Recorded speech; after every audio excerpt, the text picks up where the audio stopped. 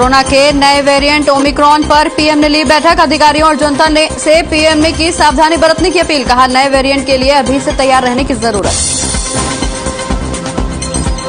Singhu border पर संयुक्त किसान मोर्चा की बैठक खत्म। किसानों ने संसद कूच और ट्रैक्टर मार्च को किया स्थगित। 4 दिसंबर को दोबारा होगी संयुक्त किसान मोर्चा की बैठक।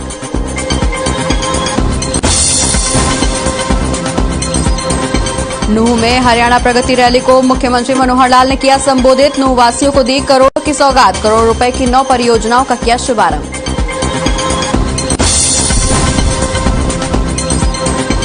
हरियाणा में डेंगू का कहर जारी। अस्पतालों में बढ़ी मरीजों की संख्या। हिसार में मिले डेंगू के 23 नए मामले।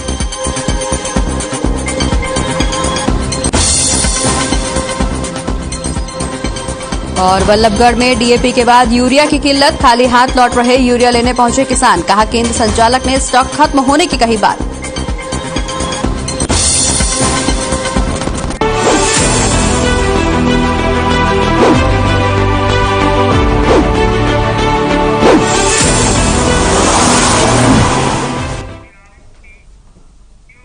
नमस्कार, मैं हूं आपके साथ प्रगति चतुर्वेदी और आप देख रहे हैं हर खबर हरियाणा। बहुत बहुत स्वागत है आपका हमारे खास प्रोग्राम कालका से समालखा में। शुरुआत करेंगे इस वक्त की बड़ी खबर की। नूह से इस वक्त की बड़ी खबर, जहां करोड़ों रुपए की 9 परियोजनाओं का मुख्यमंत्री ने शुभारंभ किया है। सरकारी कर्मचारी नवनिर्मित सामुदायिक केंद्र का उद्घाटन किया गया है। करोड़ों रुपए की 9 परियोजनाओं का शुभारंभ हुआ है। इस वक्त की बड़ी खबर, जहां नूह में प्रगति रैली को मुख्यमंत्री ने संबोधित किया है। करोड़ों रुपए की 9 परियोजनाओं का शुभारंभ इस दौरान मुख्यमंत्री ने किया है। नवनिर्मित सामुदायिक केंद्र का उद्घाटन भी इस दौरान किया गया है। बता दें कि 9 परियोजनाओं का शुभारंभ यहां पर मुख्यमंत्री ने किया है। प्रगति रैली को संबोधित करने पहुंचे थे नूह में मुख्यमंत्री। इस दौरान करोड़ों की परियोजनाओं का शुभारंभ मुख्यमंत्री ने किया है। वहीं नवनिर्मित सामुदायिक केंद्र का भी उद्घाटन किया है। तो इस वक्त की बड़ी खबर नूह से, जहां प्रगति रैली को मुख्यमंत्री ने संबोधित किया है। इस दौरान करोड़ों रुपए की 9 परियोजनाओं का मुख्यमंत्री ने शुभारंभ किया है। सरकारी कर्मचारियों के निवास की भी यहां पर शुरुआत की गई है। नवनिर्मित सामुदायिक केंद्र का भी मुख्यमंत्री ने उद्घाटन किया है।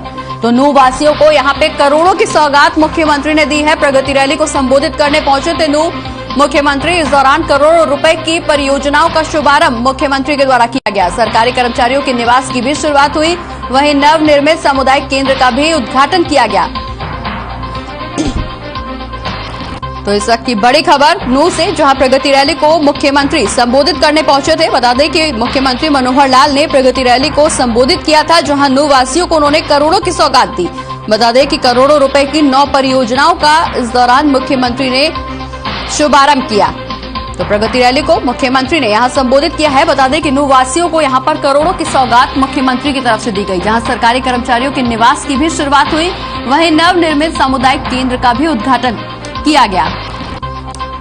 काफी लंबे समय से यहां पर सामुदायिक स्वास्थ्य केंद्र को लेकर लोगों के बीच दिक्कतें बढ़ती जा रही थी। ऐसे में लोगों को राहत प्रदान करते हुए मुख्यमंत्री ने सामुदायिक स्वास्थ्य केंद्र का भी उद्घाटन किया है। नवनिर्मित सामुदायिक स्वास्थ्य केंद्र का उद्घाटन हो गया है। अब लोगों को कहीं न कहीं राहत मिलेगी। इस दौरान करोड़ों की सौगात भी मुख्यमंत्री ने यहां नूह वासियों को दी है। दरअसल प्रगति रैली को संबोधित करने नूह पहुंचे थे मुख्यमंत्री मनोहर लाल। इस दौरान सरकारी कर्मचारियों के निवास की भी शुरुआत हुई है।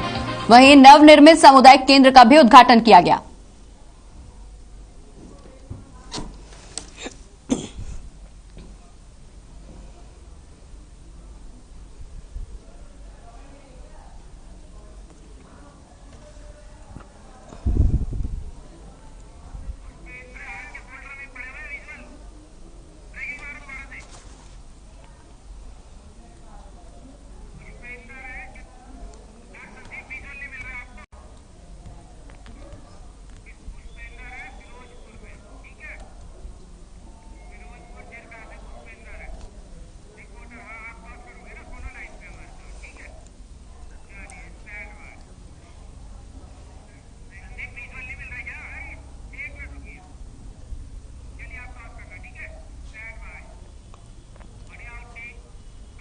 और इसी खबर पर ज्यादा जानकारी के लिए हमारे संवाददाता पुष्पेंद्र हमारे साथ जुड़ गए हैं। पुष्पेंद्र, हरियाणा में यहां पर नूह में प्रगति रैली को संबोधित करने पहुंचे थे मुख्यमंत्री, जहां उन्होंने करोड़ों की सौगात नूह वासियों को दी है। जी मैम, हेलो। जी पुष्पेंद्र, आवाज मिल पा रही है आपको हमारी? हाँ, मिल पा रही है मैडम, मिल पा रही है जी। इस दौरान प्रगति रैली को संबोधित करने मुख्यमंत्री नूह पहुंचे थे, जहां नूह वासियों को उन्होंने करोड़ों की सौगात दी है। 9 परियोजनाओं का शुभारंभ इस दौरान मुख्यमंत्री ने किया है। जी मैडम, जी किया जी। हाँ जी मैडम, ऐसा हुआ, हमारे प्रदेश के मुख्यमंत्री जी ने ये लगभग 660 करोड़ रुपए की परियोजनाओं को हरी दी है जी। उसमें से कुछ योजनाएं पहले भी चली हुई थी हमारे मेवात जिले में, जिनको तेज गति से करने के लिए उन्होंने हरी झंडी दे दी है। और यहाँ विधायक नसीम अहमद ने रैली के दौरान बिजली विभाग और पुलिस विभाग में जो भ्रष्टाचार को लेकर कुछ शिकायतें आ रही थी, उसको लेकर भी उन्होंने आवाज उठाई है। इस बाबत प्रदेश के मुख्यमंत्री ने तत्काल प्रभाव से कार्रवाई करते हुए जो 5 साल से अधिक पुलिस विभाग में कर्मचारी और अधिकारी तैनात हैं, उनको एक स्थान से दूसरे स्थान जिले से बाहर भेजा जाएगा। बिल्कुल पुष्पेंद्र, इस दौरान सामुदायिक स्वास्थ्य केंद्र का भी उद्घाटन किया है और साथ ही सरकारी कर्मचारियों के निवास की भी शुरुआत की है। जी हाँ, उन्होंने 9 परियोजनाओं को हरी झंडी दी है जी, जिनमें कार्य शीघ्र शुरू कर दिया जाएगा। मुख्यमंत्री जी का कहना है कि हालांकि मेवात जिले में कोई विधायक नहीं होने के बावजूद भी, तीनों सीट कांग्रेस की झोली में है, उसके बावजूद यहाँ लगातार विकास को लेकर मुख्यमंत्री जी तत्पर हैं। और उन्होंने कहा कि किसी भी जो यहाँ पूर्व विधायक जो प्रत्याशी रहे हैं, उनकी हर मांग को प्रमुखता से है और उसको पूरा अमल में लाया जा रहा है। बिल्कुल पुष्पेंद्र, जहां सामुदायिक स्वास्थ्य केंद्र की अगर बात करें तो पिछले लंबे समय से यहां की जनता सामुदायिक स्वास्थ्य केंद्र को लेकर परेशान थी। ऐसे में ये जो उद्घाटन शुभारंभ मुख्यमंत्री की तरफ से किया गया है, कहीं ना कहीं जनता को बड़ी राहत मिलेगी। जी मैम, यहाँ फिरोजपुर छिरका में और आसपास एरिया में अस्पतालों की भारी कमी है। कोरोना महामारी में भी देखी गई थी। हमारे यहाँ निकट राजस्थान पड़ता है एक, जिसको लेकर यहाँ छोटी मोटी बीमारी होने पर भी राजस्थान में जाकर लोगों को अपने ही पैसे पे इलाज कराना पड़ता है, जिसके चलते लंबे समय से मांग चली आ रही थी। अब लोगों को बहुत ही अस्पताल के शिलान्यास से बहुत बढ़िया फायदा होगा और यहाँ एक निर्माणाधीन अस्पताल चल रहा है शहर में भी, उसका कार्य भी तीव्र गति से होगा, तो लोगों को सस्ता और सुगम स्वास्थ्य के लिए। इस दौरान 9 परियोजनाओं का शुभारंभ किया गया है। कौन कौन सी परियोजनाएं इसमें शामिल हैं? सामुदायिक स्वास्थ्य केंद्र और सरकारी कर्मचारियों के लिए निवास की जो शुरुआत की गई है, इसके अलावा कौन सी परियोजनाओं को यहाँ पर शामिल किया गया है? जी मैडम, अगला 9 परियोजनाओं का नाम हमारे जिक्र सामने आया था। अभी जस्ट 1 मिनट में दोबारा देखता हूँ, मेरे पास उसमें साथी है हमारे, एक उसमें चेक करता हूँ। ये खोलिए।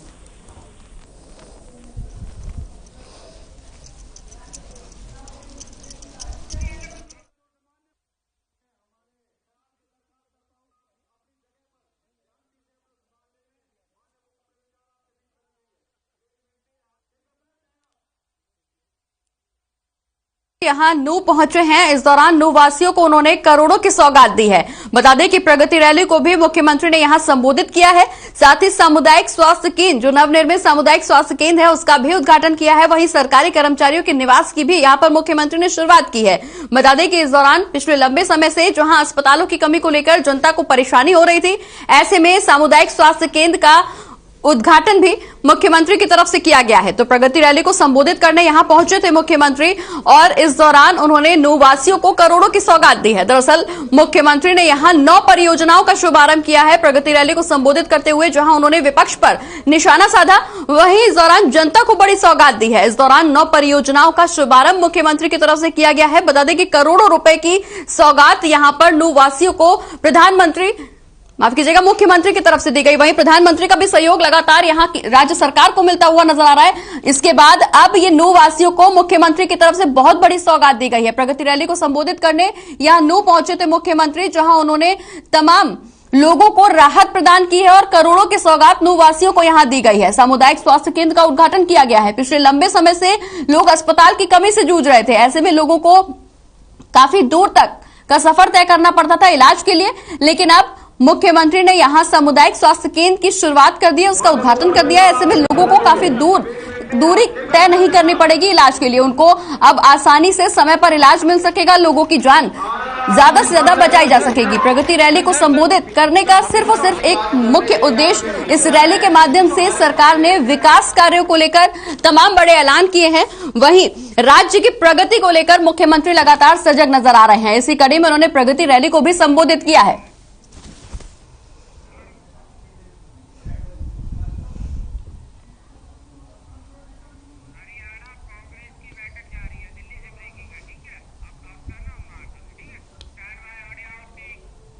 बढ़ते आगे, इसी बीच रुक करेंगे इस वक्त की बड़ी खबर का। दिल्ली से इस वक्त की बड़ी खबर सामने आ रही है, जहां हरियाणा कांग्रेस की बैठक जारी है। इस वक्त की बड़ी खबर, कांग्रेस मुख्यालय में ये बैठक हो रही है, जहां नेता प्रतिपक्ष भूपेंद्र सिंह हुड्डा बैठक में मौजूद हैं। प्रदेश अध्यक्ष कुमारी शैलजा भी बैठक में मौजूद हैं। कई वरिष्ठ कांग्रेसी नेता भी बैठक में शामिल होने पहुंचे। तो इस वक्त की बड़ी खबर, जहां हरियाणा कांग्रेस की बैठक जारी है, कांग्रेस मुख्यालय में ये बैठक हो रही है। प्रदेश अध्यक्ष, नेता प्रतिपक्ष के साथ साथ और भी तमाम लोग बैठक में मौजूद नजर आ रहे हैं। बता दें कि कुमारी शैलजा और कांग्रेसी नेता यहां पर मौजूद हैं और यहां पर तमाम मुद्दों को लेकर चर्चा भी की जा रही है। कांग्रेस मुख्यालय में यहां कांग्रेस की तरफ से बैठक की जा रही है। और इसी खबर पर ज्यादा जानकारी के लिए हमारे एग्जीक्यूटिव एडिटर आशीष अग्रवाल हमारे साथ जुड़ गए हैं। आशीष, हरियाणा कांग्रेस की बैठक जारी है, यहां पर कांग्रेस मुख्यालय में बैठक की जा रही है, जिसमें तमाम बड़े नेता मौजूद हैं। नेता प्रतिपक्ष की मौजूदगी में यह बैठक है। क्या विपक्ष एक बार फिर से सरकार पर हमलावर होने के लिए रणनीति बना रहा है? बिल्कुल प्रगति, देखिए हरियाणा कांग्रेस के प्रभारी विवेक बंसल की अध्यक्षता में ये बैठक शुरू हो चुकी है। सीएलपी के लीडर भूपेंद्र सिंह हुड्डा, कांग्रेस की प्रदेश अध्यक्ष कुमारी शैलजा समेत तमाम जो हरियाणा कांग्रेस के नेता हैं, विधायक हैं, पूर्व सांसद हैं, पूर्व मंत्री हैं, वो तमाम जितने भी नेता हैं हरियाणा से जुड़े हुए, वो इस बैठक में शामिल हुए हैं। 12 तारीख को यानी 12 दिसंबर को जो रैली कांग्रेस की प्रस्तावित है, उसको लेकर मंथन किया जा रहा है। 12 दिसंबर को महंगाई हटाओ रैली का आयोजन किया जाना है। इसकी तैयारियों को लेकर इस बैठक के अंदर मंथन किया जा रहा है। और साथ ही साथ मैं आपको ये भी बता दूं कि तीनों कृषि कानून वापस होने के बाद हरियाणा कांग्रेस की ये पहली सामूहिक बैठक है, जिसमें अब कांग्रेस क्या रणनीति पर काम करेगी, प्रदेश में किसानों के बीच जाकर किन बिंदुओं पर चर्चा की जाएगी, ये भी इसमें एक चर्चा का विषय रहेगा।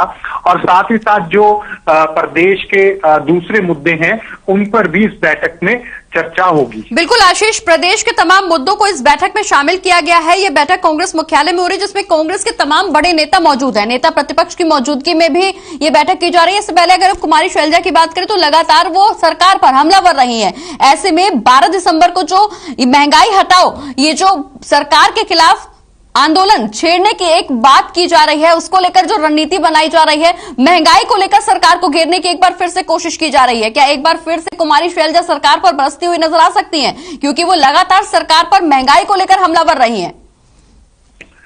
देखिए, इस वक्त सिर्फ ये किसी एक नेता की बात नहीं है। तमाम जो पार्टी के नेता हैं सामूहिक रूप से इस बैठक में चर्चा कर रहे हैं कि कांग्रेस कैसे अपनी रणनीति के तहत प्रदेश के तमाम जो अहम मुद्दे हैं उन पर आगे बढ़े। और साथ ही साथ जो 12 दिसंबर की कांग्रेस की रैली है, उस रैली को कैसे सफल बनाया जाए और कैसे उसमें आक्रामक जो पूरा तेवर है वो अपनाया जाए, इन तमाम बिंदुओं के ऊपर इस बैठक के अंदर चर्चा हो रही है। हालांकि जब बैठक संपन्न होगी तो उसके बाद विस्तार पूर्वक ये जानकारी सामने आ पाएगी कि आखिर क्या रणनीति इस बैठक के दौरान कांग्रेस के तमाम जो बड़े नेता हैं प्रदेश से जुड़े हुए उन्होंने बनाई है। फिलहाल जो बैठक से जुड़े मुद्दे हैं वो यही है कि बैठक में 12 तारीख की जो प्रस्तावित रैली है वो, उसके अलावा जो किसानों से जुड़ा हुआ मुद्दा है और साथ ही साथ जो प्रदेश से जुड़े हुए दूसरे अन्य मुद्दे हैं। बिल्कुल आशीष, अगर किसानों की और कांग्रेस की बात करें तो किसानों का साथ हमेशा कांग्रेस को शुरुआत से ही मिलता रहा है। ऐसे में अभी कांग्रेस ने भी लगातार किसानों का समर्थन किया है। किसानों का आंदोलन अभी भी खत्म नहीं हुआ है। उन्होंने तमाम मांगे यहां सरकार से रखी हैं। क्या कांग्रेस किसानों का समर्थन करने के लिए भी कुछ और नई रणनीति बना सकती है? निश्चित रूप से देखिए, हर एंगल के ऊपर, हर बिंदु के ऊपर कांग्रेस जो है यहाँ पर अपनी रणनीति बनाने के लिए चर्चा कर रही है। और इसके अलावा मैं आपको एक मुख्य मुद्दा ये भी बता दूं कि 17 दिसंबर को जिस तरह से विधानसभा का सत्र है को लेकर भी बैठक में चर्चा हो सकती है कि सत्र के दौरान किस तरह से रणनीति अपनाई जाए। हालांकि ये नेता प्रतिपक्ष का इसके अंदर विधायकों के साथ जो बैठक होगी उसमें अलग रणनीति रहेगी, लेकिन क्योंकि यहाँ पर तमाम जो पार्टी के आला नेता हैं वो एक सामूहिक मंच पर जुटे हुए हैं, तो उसके ऊपर भी यहाँ चर्चा हो सकती है। बिल्कुल आशीष, अगर हम यहाँ चुनाव की बात करें तो 5 राज्यों में विधानसभा के चुनाव होने हैं। चूंकि अगर कांग्रेस नेताओं का ये बयान लगातार सामने आ रहा है कि कृषि कानून वापस लेने की वजह सिर्फ और सिर्फ विधानसभा चुनाव है, इस वजह से शायद सरकार ने डर कर ये किसान कानून वापस लिया है। ऐसे में वो कहीं न कहीं किसानों के साथ मिलकर सरकार पर दबाव बनाने की कोशिश भी कर सकते हैं। चूंकि 17 तारीख से विधानसभा का सत्र की भी शुरुआत होनी है, ऐसे में विपक्ष एक अच्छी और मजबूत रणनीति बनाने की कोशिश में है कि सरकार को हर तरफ से हर मुद्दे पर घेरा जा सके। बिल्कुल, देखिए जैसा मैं आपको बता रहा हूं कि जो कांग्रेस के नेता हैं हरियाणा में किस तरीके से जो तमाम मुद्दे हैं, चाहे वो किसानों से जुड़ा हुआ मुद्दा हो, चाहे वो HPSC से जुड़ा हुआ मुद्दा हो, चाहे दूसरे मुद्दे हों, तो तमाम जो मुद्दे हैं उनके ऊपर किस तरीके से रणनीति बनाकर पार्टी आगे बढ़े, इन तमाम मुद्दों के ऊपर आज इस बैठक के दौरान चर्चा होगी। और 17 तारीख से जिस तरीके से विधानसभा का सत्र है 17 दिसंबर से, तो उसके ऊपर भी स्वाभाविक है कि चर्चा हो सकती है यहाँ पर। और देखना यही होगा कि जब बैठक संपन्न होगी तो उसके बाद किन बिंदुओं को मुख्य रूप से अपना चर्चा की जाती है और क्या रणनीति उनके ऊपर बनाई जाती है। बिल्कुल आशीष, चूंकि बैठक चल रही है, यहाँ पर तमाम बड़े नेता भी शामिल है। अब देखना ही होगा कि बैठक के बाद क्या कुछ नई रणनीति निकल करके कांग्रेस की तरफ से सामने आती है। बहुत बहुत शुक्रिया आशीष, ये तमाम जानकारी हमारे दर्शकों तक पहुंचाने के लिए। बढ़ते आगे, जहां हरियाणा के राज्यपाल बंडारू दत्तात्रेय ने अंबाला छावनी में नेशनल इंडिपेंडेंट स्कूल्स अलायंस के कार्यक्रम में बतौर मुख्य अतिथि शिरकत की। कार्यक्रम में पहुंचने पर निशा के राष्ट्रीय अध्यक्ष कुलभूषण शर्मा ने राज्यपाल का शॉल भेंट कर स्वागत किया। वहीं निशा के शिक्षा के क्षेत्र में चल रही विभिन्न गतिविधियों और भविष्य की योजनाओं के बारे में विस्तार से जानकारी भी दी। इस मंथन कार्यक्रम के सारे देश के स्कूलों को डिजिटल करने का भी ऐलान किया गया। वहीं कुलभूषण ने बताया कि कोविड के दौरान जो बच्चों का नुकसान हुआ है उसे कैसे पूरा किया जा सकता है, इसी को लेकर यह कार्यक्रम किया गया है। तो वहीं राज्यपाल ने समिट आयोजित करने पर निशा को शुभकामनाएं भी दी।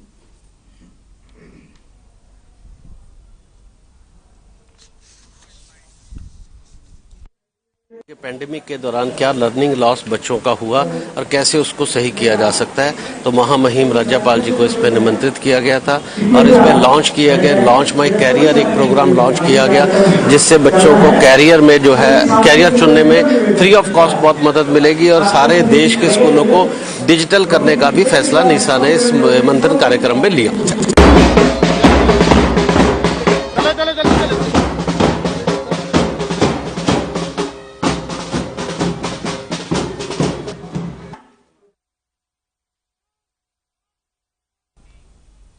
वहीं दिल्ली के मुख्यमंत्री अरविंद केजरीवाल चंडीगढ़ एयरपोर्ट पर पहुंचे, जहां उन्होंने पत्रकारों से बातचीत करते हुए कहा कि पंजाब के बहुत से टीचर कई दिनों से धरने पर बैठे हुए हैं, उनके कई मसले हैं। केजरीवाल ने यह भी कहा कि वो एयरपोर्ट से मोहाली आए तो होर्डिंग्स देखे कि 36,000 कर्मचारी पक्के कर दिए गए हैं। केजरीवाल ने पूछा कि इनमें से कितने टीचर्स पक्के हुए हैं, तो टीचरों ने इससे इनकार कर दिया। वहीं केजरीवाल ने कहा कि इससे पहले सफाई कर्मचारियों ने कहा कि उन्हें भी पक्का नहीं किया गया।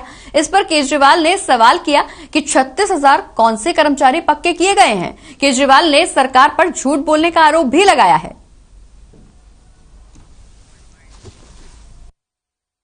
देख सकते हो कि अरविंद केजरीवाल इस वक्त पंजाब के कई टीचर्स जो हैं वो बहुत दिनों से धरने पे बैठे हुए हैं। उनके कई सारे मसले हैं, सीरियस मसले हैं और बड़े दुख की बात है कि टीचर्स को क्लासरूम की बजाय पानी की टंकी पे चढ़ना पड़ रहा है। अभी हम सब लोग वहीं चल रहे हैं, आप भी वहीं आइए, वहाँ आपके साथ अच्छे आज भी एक वाला है। और एक बहुत सारे पंजाब के कोने कोने से लोग आए हैं और वो अपने साथ बिजली के बिल लेके आए हैं, जो 5 मरले का प्रॉमिस किया था वो लेके आए हैं। तो देखते हैं चन्नी साहब ने जो जो ऐलान किया उनका क्या स्टेटस है। जनता से नकली केजरीवाल घूम रहा है, जनता से पूछेंगे।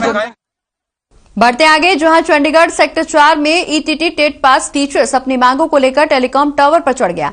बता दें कि पुलिस प्रशासन लगातार टीचर को नीचे उतारने की कोशिश में लगा हुआ है, लेकिन ईटीटी टीचर जिद पर अड़ा है कि जब तक उसकी मांगे नहीं मानी जाती वो नीचे नहीं उतरेगा। बता दें कि ईटीटी टेट पास 180 टीचर्स की नियुक्ति 45,000 मासिक वेतन पर की गई थी, लेकिन अब इनका प्रोविजन पीरियड बढ़ाया गया है, जिसके बाद इनका मासिक वेतन 25,000 रुपए कर दिया गया है। लंबे समय से ईटीटी टीचर्स अपने वेतन को लेकर सरकार के खिलाफ रोष प्रदर्शन कर रहे थे, लेकिन मांगे नहीं माने जाने से नाखुश एक टीचर अब टावर पर चढ़ गया है।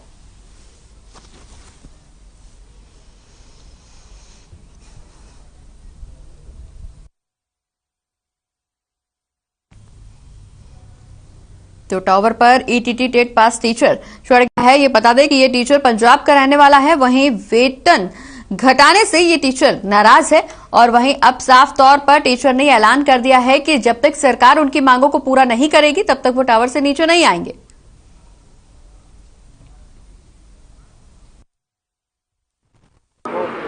ये तस्वीरें हैं चंडीगढ़ के सेक्टर 4 स्थित एमएलए हॉस्टल की, जहां पर टेलीकॉम टावर पर ईटीटी अध्यापक जो है तकरीबन 5 घंटे से ईटीटी अध्यापक जो है वो ईटीटी टेलीकॉम टावर पर चढ़ा हुआ है और लगातार प्रशासन द्वारा उसको नीचे उतारने की जद्दोजहद जो है वो लगातार जारी है। आप देख सकते हो तस्वीरों में क्रेन द्वारा लगातार जो है प्रयास किए जा रहे हैं कि ईटीटी अध्यापक, पंजाब के ईटीटी अध्यापक जो है वो किसी तरह से समझा बुझाकर टेलीकॉम टावर से नीचे लाया जा सके। ये तमाम यहाँ पे आप हालात देख सकते हैं किस तरीके के बने हुए हैं। आपको बता दें कि पंजाब के 180 ईटीटी टेट पास अध्यापक जो है वो बीते काफी लंबे समय से अपनी मांगों को लेकर लगातार धरना प्रदर्शन कर रहे हैं, रोष प्रदर्शन कर रहे हैं। इनका साफ तौर पर कहना है कि पंजाब सरकार जो है वो इनकी लंबित पड़ी मांगों को नहीं मान रही। हालांकि ये बात भी निकलकर सामने आई है कि ये ईटीटी अध्यापक जो है वो बादल की सरकार यानी कि प्रकाश सिंह बादल की सरकार में इन अध्यापकों की नियुक्ति की गई थी और ये नियुक्ति जो है वो 40,000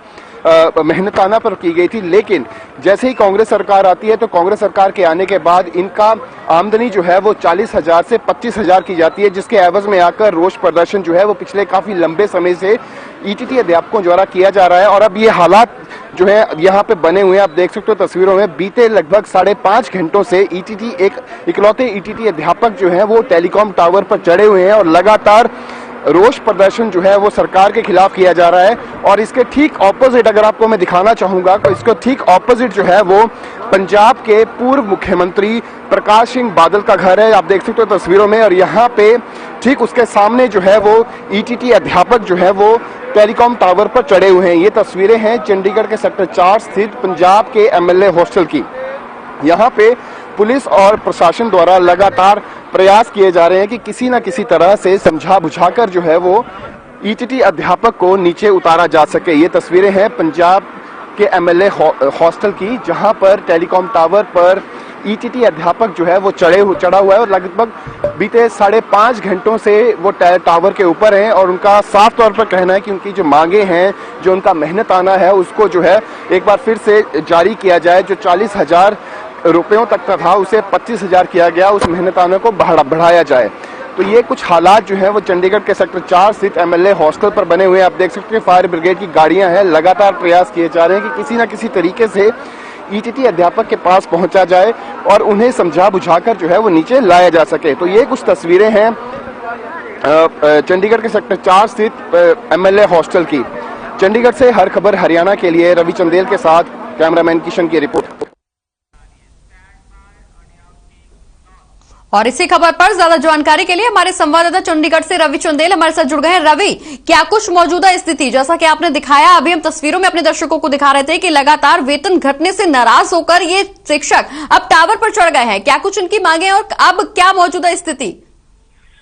जी, आपको बताना चाहूंगा कि मिली जानकारी के मुताबिक जो है सुबह तकरीबन 5 बजे ये अध्यापक, ईटीटी अध्यापक जो थे वो टेलीकॉम टावर पे चढ़े थे और उसके बाद से अब लगभग 12 घंटे गुजर जाने के बाद भी ईटीटी अध्यापक अभी भी टेलीकॉम टावर पर चढ़े हुए हैं और उनका साफ तौर पर कहना है कि जब तक सरकार उनकी मांगे नहीं मानती है वो टेलीकॉम टावर पर चढ़े रहेंगे।